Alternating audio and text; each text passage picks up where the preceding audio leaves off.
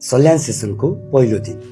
कहिलेकाही यात्रा गन्तव्यसम्म पुग्नको लागि मात्र नहुने रहेछ, कसैको जीवनमा एउटा सानो परिवर्तन ल्याउनको लागि पनि हुने रहेछ। हामी छत्रेश्वरी गाउँपालिकाको वडा नम्बर 5 मा रहेको लेकपोखरातर्फ जाँदै गर्दा बाटोभरि हरिया जंगलहरू थिए, अग्ला पहाडहरू थिए र शान्त वातावरण थियो। तर त्यो सुन्दर दृश्य भन्दा पनि मेरो मनमा एउटा छुट्टै उत्साह थियो। किन थाहा छ? आज लेकपोखराको भविष्य बोकेको मेरो भाइ बहिनीहरूसँग म भेट्दै श्री दिपेश राई ठकुरीजीलाई अतिथि आसन गर्नलाई हामीले उनीहरूभित्रको सम्भावना खोज्ने कोसिस गर्यौँ। हामीभित्रको सम्भावना र हाम्रो कमजोरी, जुन डर, लाज र म सक्दिनँ भन्ने थियो, त्यसलाई कसरी जित्ने भनेर हामीले सबैलाई स्टेजमा बोलाउन थाल्यौँ। यो क्लासरुममा गीत गाउन सक्ने कतिजना हुनुहुन्छ? नआए पनि ट्राई गर्ने कतिजना हुनुहुन्छ? ताली बजाउनु।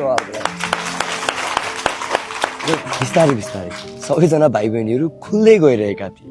आजको हाम्रो सम्भावना खोज्ने यात्रामा हाम्रो एउटा मात्रै उद्देश्य थियो, हामीलाई आउँदैन तर हामी सधैँ सिक्नलाई चाहिँ तयार हुनेछ।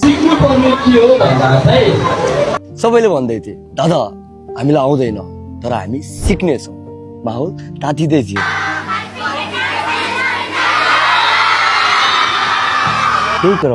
त्यही क्रममा एकजना बहिनी उठिन्। उनको अनुहारमा डर थियो, आवाज कापिरहेको थियो, तर पनि उनले भनिरहेकी थियो, मैले दिन जाँदाले गर्दा नै आज स्टेजमा केही एक दुईटा मुक्तक भन्न आएको छु। मलाई अलिअलि डर महसुस भइरहेको छ। आमा बुबा गुरुको साथै इज्जत राख्नेछु।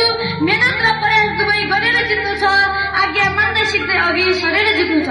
सम्भावना भनेको पहिलेदेखि देखिने कुरा होइन नि, यो त कोसिस गरेपछि मात्र देखिने कुरा हो। त्यसपछि एकपछि अर्को विद्यार्थीहरू स्टेजमा आउन थाले। कसैले गीत गाए, कसैले नाचे, अनि कसैले चाहिँ आफ्ना कुराहरू सुनाए। केही समय अघि मात्र बोल्न डराउने विद्यार्थीहरू अहिले सबैको अगाडि आत्मविश्वासको साथ उभिएका छन्। करिब 3 घण्टासम्म चलेको यो सेसन हाँसो, रमाइलो, सिकाइ र प्रेरणाले भरिएको थियो।